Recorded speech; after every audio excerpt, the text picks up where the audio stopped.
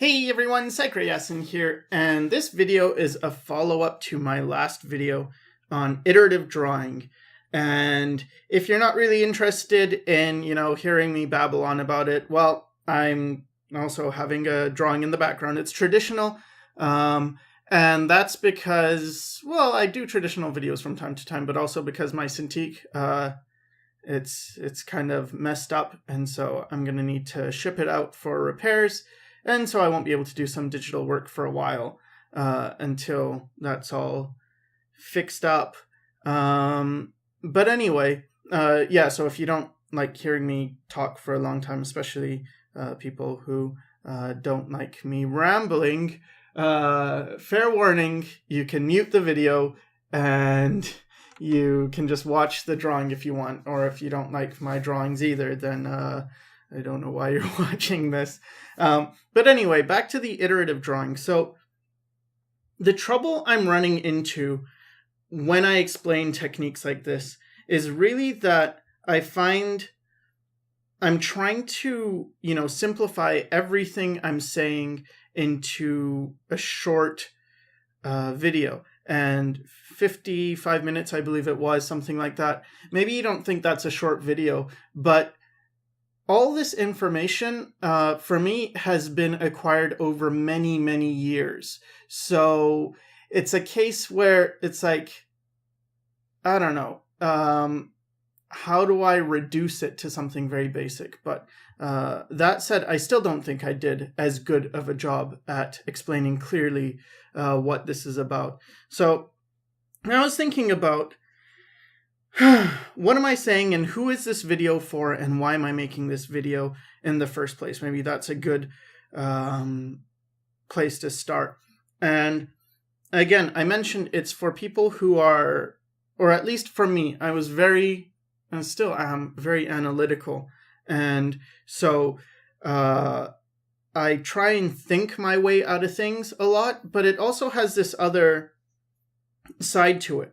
And I noticed in the art world, professionally anyway, there are a lot more intuitive people, it seems, than analytical people. And when I think of intuitive people, when I hear words like talented thrown around, sometimes I think, yeah, that's also sort of describing people who can intuitively grasp concepts faster than others. Now, with talent, whether it exists or not, I don't know. I think some people talk about it as it's a force multiplier. Like you just, if you are talented, then someone else might have to do 100 drawings. And if you have like a talent level of 10, then you can do 10 drawings and it will multiply by 10. So then you'll have the equivalent of 100 drawings. So you can do less.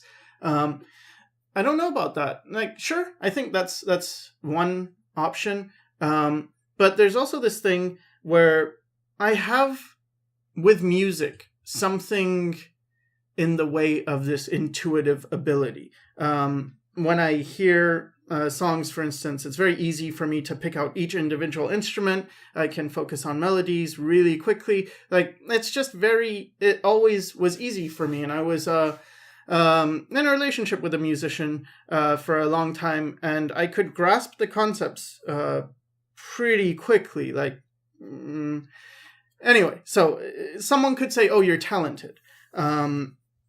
Okay, so fine. I understand that this exists, this intuitive ability to grasp concepts. And as much as I may have it for music, I definitely don't have it for drawing. I think I do have it for writing, for storytelling, which is why in my story Affinity, I'm not going to be the artist behind it. I'm going to be the writer, or I am the writer because I'm, writing it.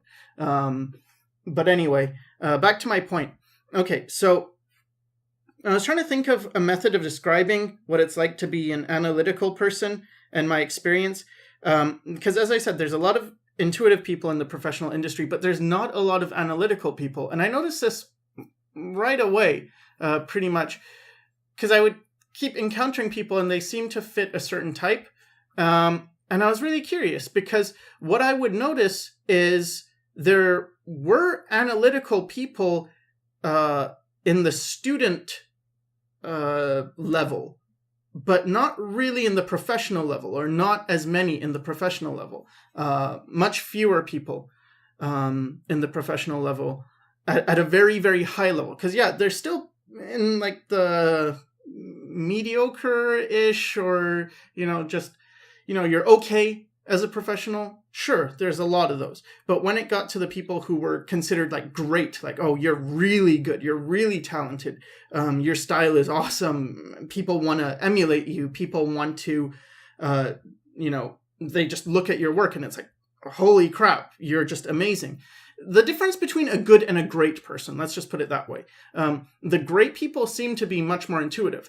And as someone who's kind of ambitious, I wanted to be great. Like, I have no interest in just being good. I don't see the point, because there's a lot of good out there in the world, but there's not much great. And I felt like, I don't know, maybe this is revealing too much about my ego, but I wanted to be a great person. I wanted to do great things. I want to do things that really make a difference, really change things, and not just, you're getting by and you're contributing as much as anyone else would. So anyway, my analogy, and I'm sorry to keep coming back to analogies, this is just the way I think. If you don't like it, I'm sorry. I don't know. Yeah, I'm sorry. But anyway, so think of it like this, or I start thinking of it like this. Let's say instead of analytical, well, fine, it's still analytical, but someone who just thinks a lot. Let's have that. So there's this someone who thinks a lot, which is going to be me in this story. So there's me, and I really think a lot. And then there's another guy, and he is a guy who, he doesn't think much, right? But he works out a lot. Like, his physique is really, really good. He's very good, very fit. Or she is very fit. Could be a her. Let's just make it a her. So this girl's very fit, and for me, I just think a lot. Okay, and now the task is to get through an obstacle course. Okay, so we get to the first thing, and maybe it's like a big wall, and there's a rope, and the girl comes and climbs up the rope, no problem, gets over it, moves on to the next trial. And for me, it's like, I'm going to stand there and look at that and think, well, I don't have the strength to climb it, so I don't know. I might grab it and think, okay, if I don't know, swing and, I don't know, think about my momentum or something, maybe I can get over it, and maybe I do. I solve this puzzle through sheer thinking, and so maybe it takes me 3-4 hours to get over the first hurdle. Took the other girl, maybe it took her like a minute, 30 seconds or something to just scramble over. Okay, and then the next hurdle. It's just stuff that, if you're physically fit, you get through it no problem. Because, hey, you've got the strength to lift your own weight. This isn't hard. But for someone who just thinks a lot but can't actually do this, doesn't have the strength, it's like, I could grab onto the rope, I could try lifting myself up, but I'm going to, my muscles are too weak, so I'm not going to make it up to the top. And then I'm going to have to think of another way around it.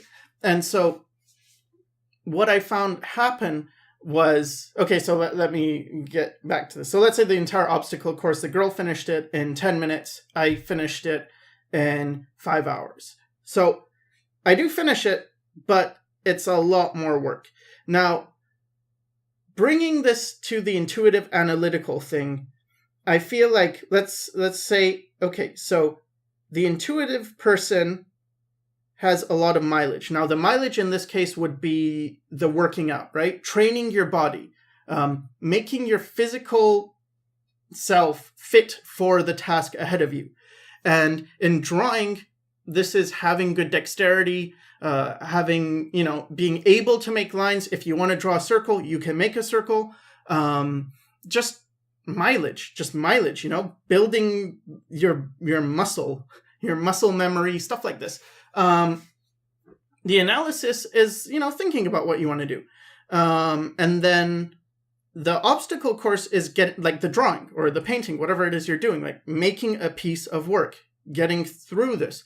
The analytical person can make a piece of work, and in the end, it can be pretty good. You've accomplished your task, but it tends to take a lot longer if you are not physically fit, or you don't have the mileage in this case. And for me, I didn't understand this. This is why it was so important for me to convey this message. It's not for everybody. I'm not saying like, hey, this is iterative drawing, the fastest way to improve.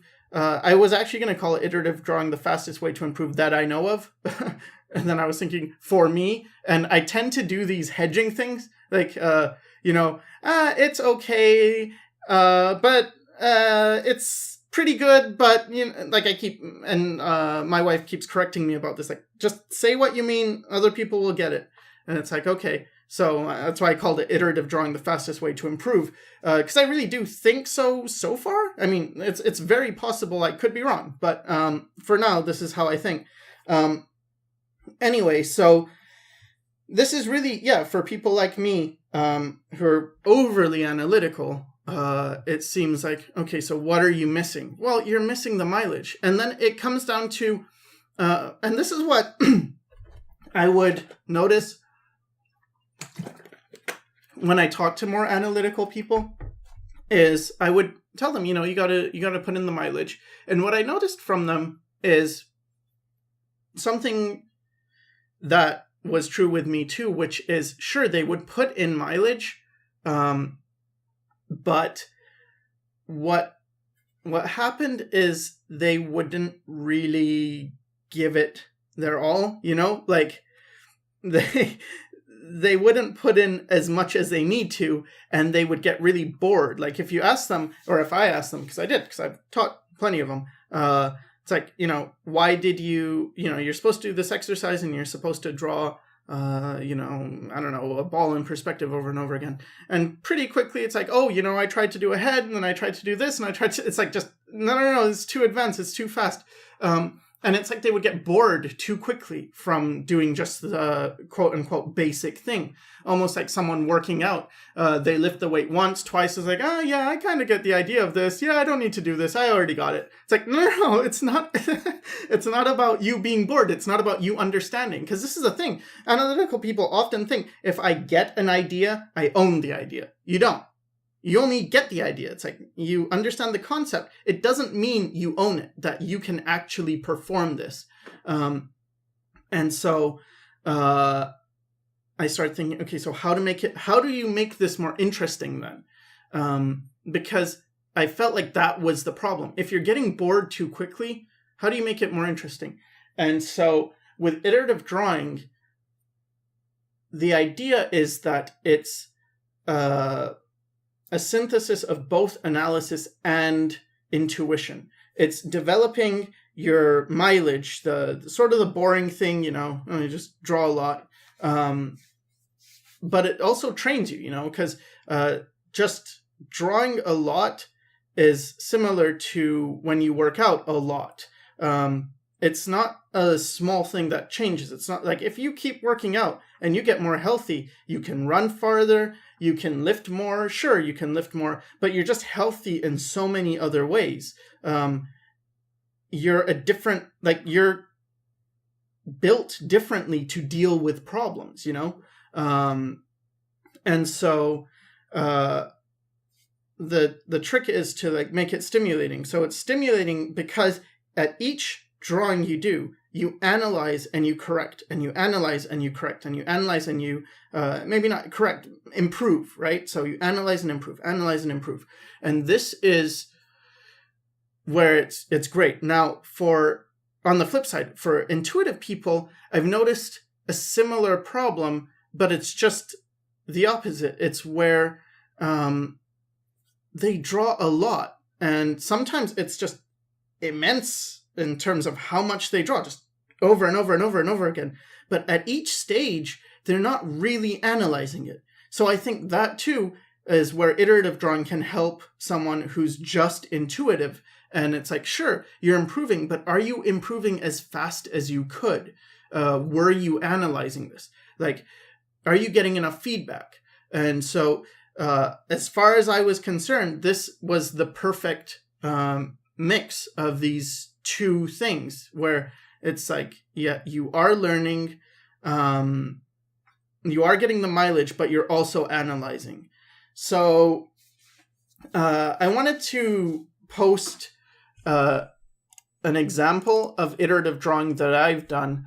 And see here, I just have some figure drawing. And it's very important, for me anyway, it's very important to have a very specific goal in mind when I'm tackling a drawing with this iterative approach. And my task in this was to get my proportions better. Now, proportions are a very fundamental skill, but the better I get at it, the better everything else will be, because it's so fundamental. Because when something is fundamental or foundational, it affects everything above it, right? So all your more advanced techniques will be improved by this basic or seemingly basic technique. So it's never a good idea to knock the basics, you know. You might think, I don't have to worry about drawing lines, straight lines. I already know how to do that. That's no problem. I'm going to worry about rendering subsurface scattering and making sure my values are in the right key and all this stuff. It's like, yeah, that's fine. But, you know, if your foundations suck, it doesn't matter. If your subsurface scattering, you're just, you know, adding subsurface scattering to a turd, hey, you might be making a turd look better, but it's still a turd. And so onto this example, you can see how, so I started with the figure and getting the proportions down. And what I was really noticing, things like, and this isn't my particular style, so this isn't, you should draw this way, please don't, in fact, because it's just, this is what I draw like. It's not what I'm recommending people to draw like. But I noticed like the rib cage is about the same size as the head. So I drew it over and over. Now, why am I drawing it so many times? I'm also thinking about other things. There's an angle to the pelvis, which I discovered. And it's like, okay, so I need to build up mileage, but I also need to be stimulated. And all these lines where it looks like they're just arrows, what it was is I noticed I was drawing the pelvis at a 45-degree angle, and I realized I'm not as fast as I would like to be at this. And is it going to help me to be really fast at drawing something at a 45-degree angle? Damn straight it is. I mean, angles are really important in drawing. If you can nail angles quickly and draw straight lines, draw ovals, draw, circles, ellipses, all that stuff, it does help a lot because you draw these shapes over and over and over again. So that's why I filled up the page with this. It's like, no, get my mileage. Understanding that, yes, you have to do some tasks over and over and over, just repetition. And it may be boring, but it's necessary. And then on top of that, it's like, no, I'm each drawing I'm analyzing. I'm looking at the one prior and like, okay, what worked, what didn't work, making minute changes. You might not be able to see the changes. I can actually look at these and see like, oh, okay, I know exactly what I was doing. I was focusing more on, the pelvis here. I was getting some more mileage, or I was thinking about angles, or I was thinking about how to simplify the form. But anyway, moving on. So now I thought it would be good to tackle some questions. So the first one comes from Adlizio Patrick Kefn4, and this person says, your initial brain diagram is misleading as there is no such thing as a left or right brain person. Well, I know that. And in the video, if you watched it right in the beginning, I say this is not how biology works. This is not the way things work. But it's a good example. Like, sometimes I think we're too quick to dismiss stuff that makes sense. And in philosophy, you get this a lot where, sure, it's not the right term, especially when you're studying, ancient philosophy. But the idea is still valid. So I really hope you can focus on the idea more than, this isn't how the brain works. Because, as I said, I know that. Okay. Call Me Ishmael says, the main problem I see arising from this would be that you instinctively go down the path of least resistance and convert parts of the drawing into symbols over time, losing some of the form. To me, that's completely not paying attention to the analysis part of it, because that is something I constantly think about. I do think about symbols, and I do allow my drawing to get simplified to the point that it's like, this is an abstraction. This is a symbol, but at the same time, I'm still thinking, yes, but this symbol has form. This symbol needs to fit within perspective. And so you're working on both of these things at once. Maybe not at the exact same time in a day, for instance, but it's up to you to make sure you don't just become lazy. And for me, the more I improve, the more I feel like I have so much more to learn. There's so many things that are there for me to improve on. So I don't know, the path of least resistance thing, I don't know if it applies. But if you're thinking about something becoming very easy, yeah, sure. What's wrong with that? What's wrong with being able to draw a good looking head in 30 seconds or a minute, whereas someone else needs to pull out their reference and really, study it, and then an hour later have the same level of things? It's not bad. Having proficiency in one thing is going to make it so you can tackle other problems, right? Okay, so Brad Cook says he's early on the video, and he heard about this story about an art teacher in pottery dividing their class into two groups, and I've heard of this story too. And one group was told they have to make the best vase they can by the end of the year, and the other was told they had to make X number of vases, pots, whatever. So basically, just make as many. And what I heard is it was a month, not the end of the year, but whatever. It's probably the same, similar. The idea is the same. So one group gets told, within this month, make the best vase or pot or whatever it is. And then the other group gets told, within this month, just make as many as you possibly can. And so he goes on to say, and while one side focused and fussed over the minute details over their one vase, the other side were making pots all day. Vases, pots, whatever. Let's just say pots. By the end of the year, I say month, the side that make X pots had consistently better product than the one. Yes, that's how it really, that's a lot of what I'm talking about. It's that through iterations, through doing it over and over again, sure, you might do a bunch of sloppy stuff in the beginning. And I would say even in the first few weeks, someone who's very careful and is using reference and isn't using iteration could probably beat you, Their stuff will look nicer and your stuff will look sloppy. But give it a year or two and you'll be so far ahead of them. And the reason I know this is because I spent years and years being analytical, using reference, using all these formulas and thinking about things and thinking about the theory behind things and getting better. Sure, I was getting better, but still getting crushed by people who were just instinctively picking colors, putting things down, and it looked cooler. It was like, man, this is like, this sucks. This didn't feel fair. And it almost made me feel like talent does exist. It must exist. How can these people be so good? And I'm having to work so hard. And then when I started switching to this iterative drawing, I was catching up to those people, and I was making way more progress than I ever did with my pure analysis. So yeah, I think it's really good. There's a book I would recommend by Josh Waitzkin, and it's probably one of my favorite books. It's called The Art of Learning, and he talks about how he was like this chess master, and then he became a Tai Chi grand champion or something. So completely, different than chess, but he became a master of two disciplines that are very different in how he did it. And he was really focusing on a fundamental thing. So he spent a long time focusing on one punch, whereas everyone else was doing, all the complicated things. He was just getting one punch, the most basic technique. He was perfecting it. And then by the time he got it like really, really high level, everything else was very easy. And I find the same thing when it comes to art. Like, the more you work on foundations, the hard stuff, the rendering and details and all this complicated stuff, it actually comes really, really easily.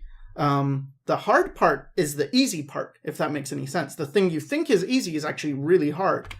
Okay, so Mike Bleh says, Would you say this method is, with the small bit of reference, is the way that you really learn to draw things realistically, just as you remember? Like, if I do this with skulls, will I build up a mental database of how a good-looking anatomical skull looks? Well, sure, but you're not using it. Like, when I say small bit of reference, it's that you don't have the picture open beside you and you're not just copying it. What you're doing is you are looking at reference a lot, but you're not drawing and looking at reference. You're just looking at it and you're studying it and you're asking yourself questions and you're analyzing it.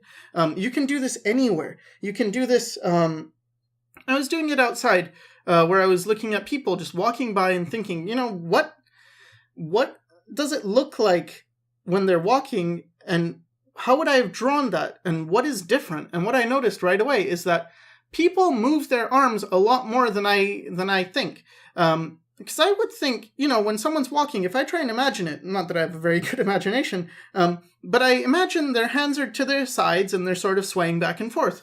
But when I was actually looking at people, it's like, no, a lot of people, they have their hands, up, down, doing bent in weird ways, holding stuff. It's like, oh, there's a lot more going on in the arms than I really, really imagine. So when I say, don't use reference, I mean, don't use reference as in that. And probably this is the biggest fault of my last video in terms of clarity.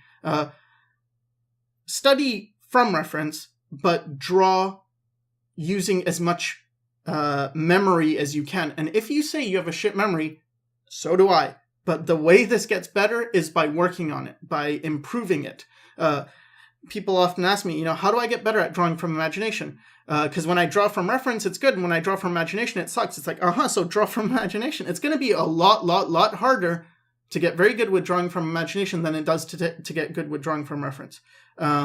Especially if you're analytical. For me, drawing from reference, hey, I got that down in maybe a couple months.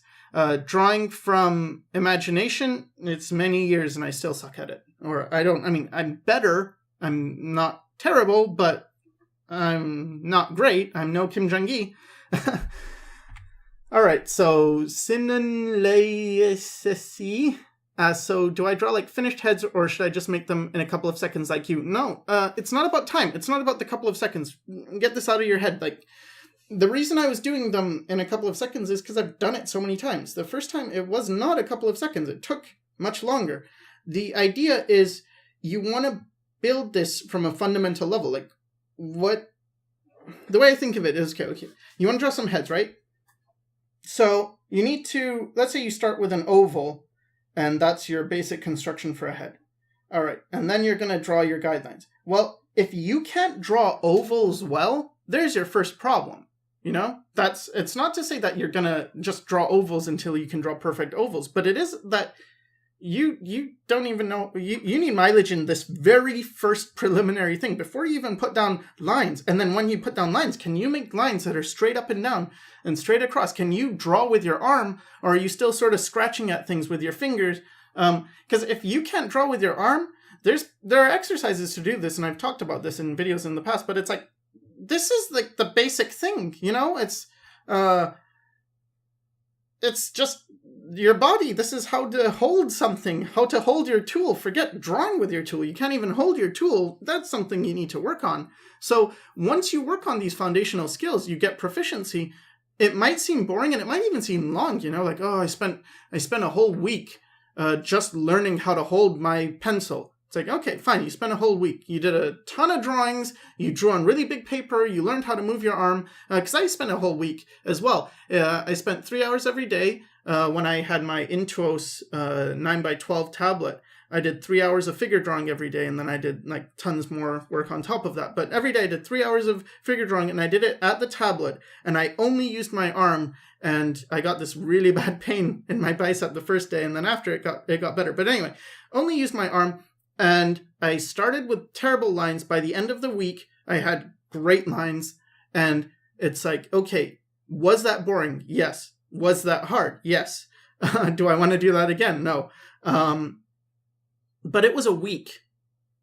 Think about this as not, because this is going to take you years, okay? Like, doesn't matter. Even if you're really, really good and really, really talented, it's still going to take you years to get very good.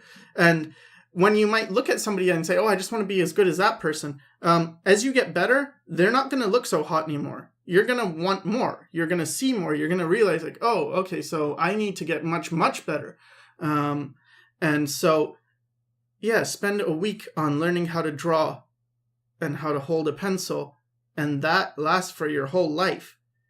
If you don't, you will get it anyway, but it's going to be much longer. It's like you're going to be struggling. Like, I still draw better lines than most people I know just because I've done these exercises. There's a guy called, his channel is MoteDD, and he does this very, very mechanical type of drawing exercises, but he's very good in it. It's like, yeah, it sucks while you're doing it, but you hold that for the rest of your life. Okay, so Demon Shine asks, how would you use iterative drawing to practice perspective? Let's say you're trying to draw a cityscape in perspective. Would you first draw how you think it should look, after that analyze where it went wrong, and try to set up correct perspective grid for the next iteration? Well, the thing is, what is a building? And it's most, like, what is a cityscape first? It's made of buildings. Like, think about the components. So cityscape is made of buildings. What are buildings? Basically, they're rectangles. Okay.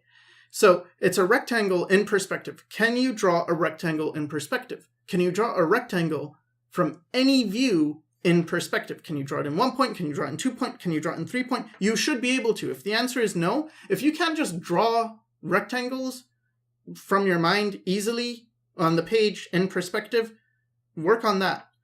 Forget cityscapes. There's no reason to do a cityscape. There's no reason to do a building with windows.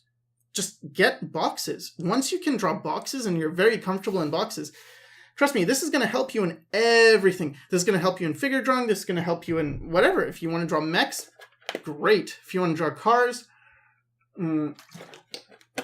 perspective is super important. Now, the thing is, you don't have to be super anal about it either. You just need to have it so at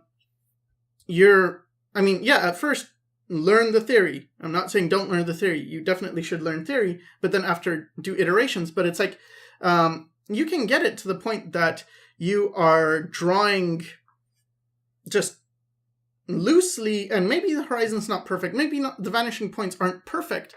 But your brain will still start interpreting things as correct or incorrect.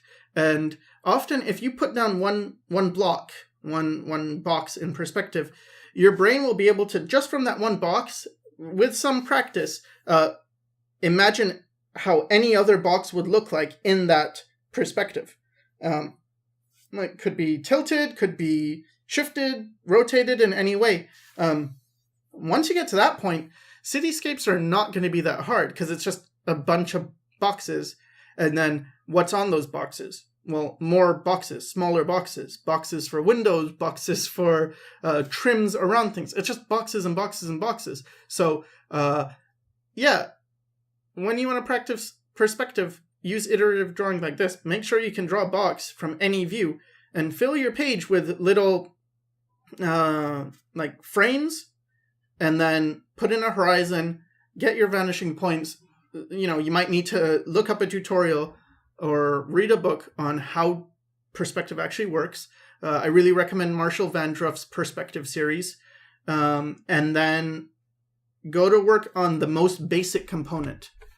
Gia the Sweet Potato says that she's recommends me read a book called The Power of Now. Talks about how we can change and get out of our mind to shut up and stop thinking. I've read this book many years ago. It's a pretty good book, and I did a lot of meditation after it. In terms of helping with art, it didn't really help me with art. If you can elaborate how it helped you with art specifically, that would be interesting, because for me, it helped with a lot of things, especially not judging things so much, but it did not really help me in art. Super Blue Boy 2010 says he's only watched a tiny bit so far, but the way I explained the dream thing is great. However, some people can't dream in color, and some people can't see faces in dreams. Well, thanks for letting me know that, because I did not know that was the case. But yeah, you inform me. Some people can't do that. And so thanks. Jebby Pixels and Game Design says, what's your opinion on just practicing art rather than taking classes for it? Currently going for game design at my college, and there's a specialization for art. It depends what your college is like, it depends what your teacher is like, and it depends what you're like. I think there's this tendency to want specific answers from other people, and really, I mean, as much as it's like, oh, I'm telling you about a technique that I learned, it's something I learned from me, for me, and I'm hoping it helps you. But really, what you need to do, what everyone needs to do, and I think most people are trying this, is figure out who you are and what works for you, and use your best judgment to make the best decision you can make. I feel like a lot of what I try and do with teaching is not necessarily to talk you out of your own way of doing things, as much as to offer counter positions for stuff that's already taught, because I feel like there's a lot of dogmatic teaching that's going on. A lot of, oh, just get this tutorial and you'll be a master of whatever. And it's like, no, you won't. And the reason it bothers me so much is because I've tried that. Like, I've been at the stage where I'm a student and I look at books and it's like, I don't know, is this going to help? I hope it helps. And then, doing the stuff just because it's like, I've gone to school and not gotten much out of it, but I've heard people get stuff out of their school, so it really depends. But in terms of pure drawing, do you need school? No, of course not. If that's all you're thinking of, like, can I get just in drawing skills, painting skills online, you've got plenty of information. Like the stuff I'm telling you, this is what I've used to get to the level I'm at. Like, maybe you don't like the level I'm at and you think I suck. Fine, that's cool. But if you do think I'm okay, it's like, well, it's all there. So you don't need school, but school does give you other things. You're networking, you're around teachers. If you have some issues with a need for approval, if you need, tools, resources, again, connections, that's stuff that school can give you, maybe, depending on your school, but make sure they do give you that. If you're going to go to school, you might as well get what you need from school. So what I think is always very good is to look up the alumni and then see if any of them are available for contact, and then email them and ask them, what was your experience of this school? I'm thinking of going, because chances are they'll have much more insight than someone like me can offer you. Validified says, I'm incredibly bad at finishing work. Me too. Most of my finished work is usually scribble shading with rotary pens. So basically I have to do this iterative process while practicing, as I have yet to find a good way to finalize work. It's worked pretty well for me so far. It really helps to develop a style too. Oh, I guess that's not a question. But yeah, because I struggle with finishing. And for me, the iterative thing came in to play with graphic design and just trying to explore different graphic shapes and realizing, like, if I can get this to look good just in a graphic way, then it should look presentable, at least. If not good, still presentable. Cardressa says, couldn't you sum this up in less time?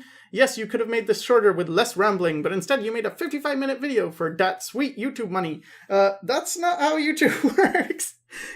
If I make, because YouTube, first of all, you get paid by views, and second of all, engagement is what determines things. So the longer your video, the more chance of people tuning out.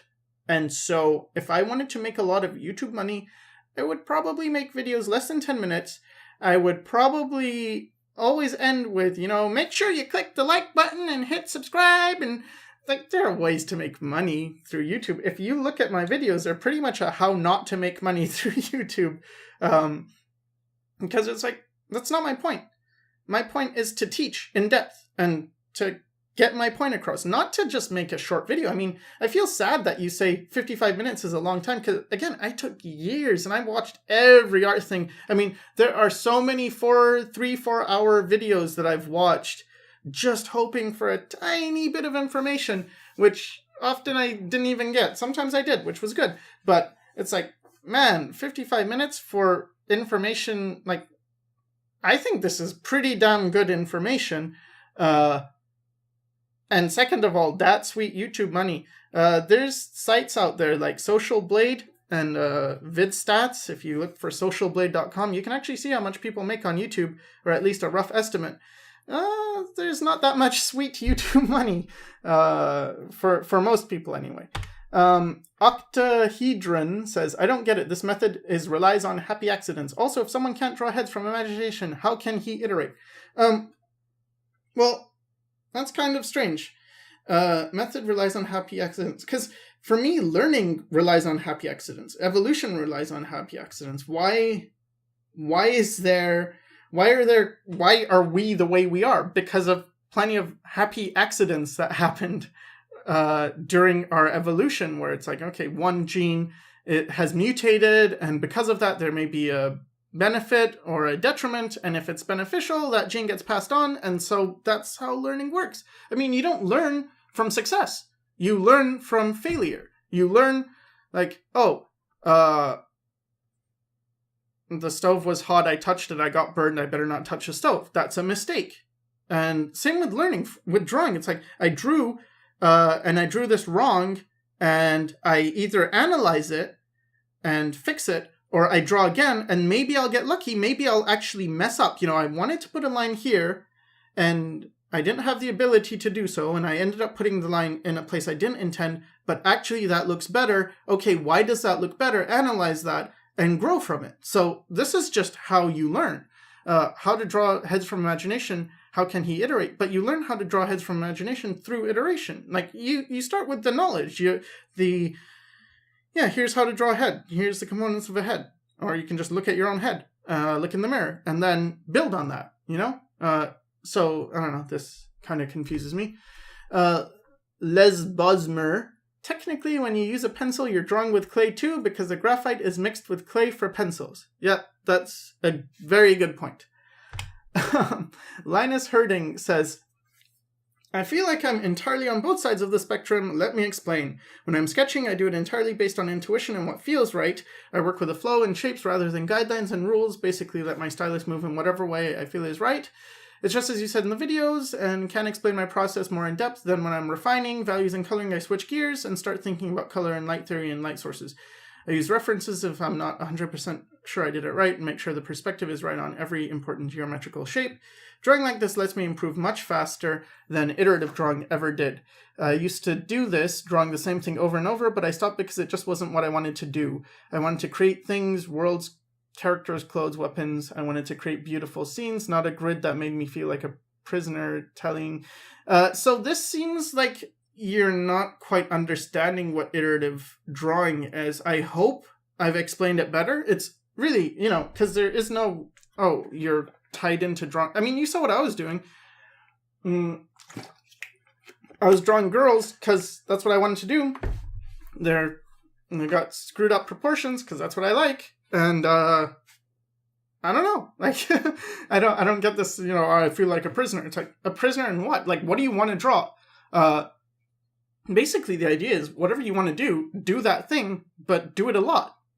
Don't just and this idea of you have to think about color theory and light sources and stuff. It's like, yeah, well, okay, so you're thinking about color theory, right? Because iterative drawing is not the ability to do something you can't do anyway.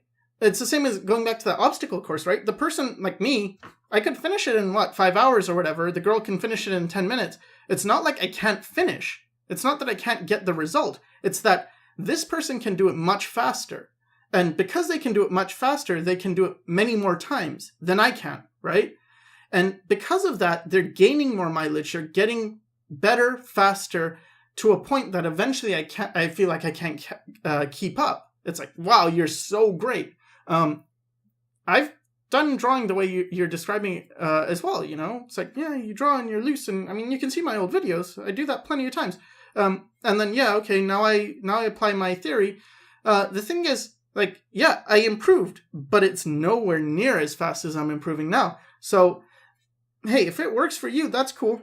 I don't want to tell you to not do things, because really, do what works for you. I mean, you're not here to listen to me or listen to anyone else. You hopefully this is just advice that you can use or not use depending on whether or not it resonates with you. Jen Tartful says, my teacher told me not to draw small, that it's a bad habit.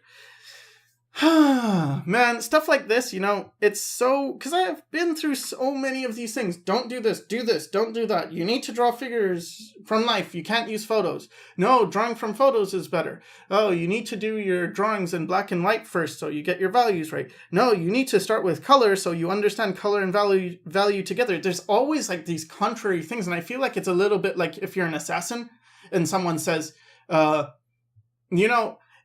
let's say old RPG assassin, because this is the way my brain works now, because it's ruined by video games. But if someone says, to be an assassin, you need a bow and arrow, and bow and arrow is the best to be an assassin. And then someone else says, to be an assassin, dagger is best. You must equip dagger. And then it's like, well, neither of these are wrong, but neither of these are right either. It's like, sure, bow and arrows can be good for certain things. If you're at range, daggers are probably better if you're doing some close combat stuff. Blow darts might be good for some things. Shurikens might be good for it depends. Don't draw small. It's a bad habit. Sometimes it is. Yeah, that's true. Sometimes drawing small can be a bad habit. You're not moving your arm as much, you're not seeing as big of a picture, but it doesn't mean it's always a bad habit. If you're using a smaller tablet or even a medium tablet, you're drawing small. And you still can get good results. At the end of the day, it matters more about the result. Nobody cares about how you got it. Just like in the video game, if the guy's dead, he's dead. I mean, maybe you won't get some kind of achievement for shooting him in the head with an arrow, but whatever. You got the job done. But there are other things, like drawing small can be bad for your wrist. It can be harder on, you might get carpal tunnel syndrome. You might get any form of repetitive stress injury. So there are reasons why this is valid, but the idea that this is a global truth, that this is just, do not draw small, it is a bad habit. My question would be why? This is it. It's not wrong to ask why. I mean, maybe you'll get in trouble for it, because I certainly did. I always asked why. People would say, you should do this. And I'd think, why? And then they'd act all offended. What do you mean? Just, you're disobedient. And I was like, no, just, you should know why, If you're telling me to do something, I mean, this is the whole point of this video. I said, do this, and I'm getting people who maybe don't understand, and it's like, well, let me explain it. Okay, so Pink Destroyer says, hi, Sycra, thank you for the awesome video. You're welcome. I have a quick question I've been wanting to ask. I will definitely do this iterations practice. I think it's a really great method. But what if I continually make the same mistake in what I'm doing and don't notice it, even when analyzing my sketches? With this, first of all, you've got your reference as well. Like, when I said don't use reference, I meant, that was pretty stupid of me to say it the way I did. But you've got your reference that you're referring to, but it really helps to have a good friend or, a community, an art community that you're a part of, so that someone can notice, even if you show someone who's maybe not an artist, they might be able to see that arm looks really weird. And then sometimes it's not even the arm, it's something else. But the point is something is not working. And I don't think what I am saying in terms of this iterative technique is easy. I said it's the fastest way to improve. I did not say it's the easiest way. It's not that easy because it requires a lot from you. You have to do the work, first of all, but you also have to analyze, and you have to really figure out, why am I failing? Why is this not working? What is missing? And the thing is, by solving this problem yourself, by trying to figure it out, even when it seems like you can't figure it out, you're going to grow once you do figure it out, because eventually you will. It's just a matter of you can do this. You got this. Just, and if you don't, there's no shame in asking for help. But if you can figure things out, what happens is you get good at whatever you do. I was not the way I am now in terms of, I can come up with all these ideas and stuff. It's no, it's something that I had to train over, since I was a little kid. So, the more you do, the more you get better, and the easier it should be for you. And BioNinja 3000 says, Sycra, what do you do when your drawing ability turned to shit? My art really tanked over a span of a few months, and I have no idea why. I just feel like I'm not looking at anything when I draw. I don't know what you... Oh, nothing is registering. I don't know. I've had plenty of times when I feel like my drawing ability turned to shit, and usually what's happening is your brain is stuck on a problem. And because it's stuck on a problem, everything else sort of becomes too much to handle. A little bit like juggling. If you're juggling, I always talk about the juggling balls, but, get some balls in your hands and move them around. And then, if someone, okay, for instance, you're juggling with balls, right? And then someone hands you like one of those torches that they're on fire, and then you have to juggle the torch. That's a big stress, right? So maybe what you need to do if you've never juggled a torch before is just forget about the balls and just juggle the torch and realize, like, I'm dropping the balls in this case, you may get weaker in every other thing, but eventually your brain's going to become okay with the torch thing, and then you can bring the balls back in and it should be easier. But the other thing that I've seen, and this is something I've recognized from people submitting art to me over and over and over again, or asking me for advice, is that sometimes you're not as bad as you think you are. You might think my drawings turn to shit, I'm much worse, but it may not be the case. So draw anyway, and then give it some time. Like, don't keep looking at the old stuff. And maybe even, for me, sometimes it takes a year or two or more before I can look back at the drawings and be like, oh yeah, actually it wasn't that bad, or oh, okay, at least I was doing this right. So give yourself that time. But speaking of time, I think that's all the time we have. I really hope this helped. I hope I dispelled some questions about iterative drawing. And hope it helped. And thanks for watching.